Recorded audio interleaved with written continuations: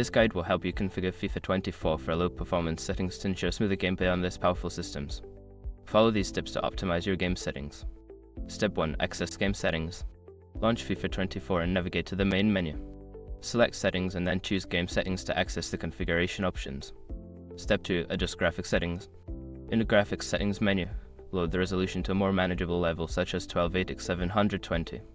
Additionally, set the quality of textures, shadows, and effects to low or medium to reduce the strain on your system. Step 3. Disable unnecessary features. Turn off features like VSync and anti-aliasing. These settings can significantly impact performance, so disabling them will help improve frame rates. Step 4. Optimize control settings. Go to the control settings and adjust sensitivity levels to your preference. Reducing sensitivity can help with smoother control and responsiveness, especially on lower-end hardware. Step 5. Close background applications. Before launching FIFA 24, close any unnecessary applications running in the background. This will free up system resources and improve overall performance while playing.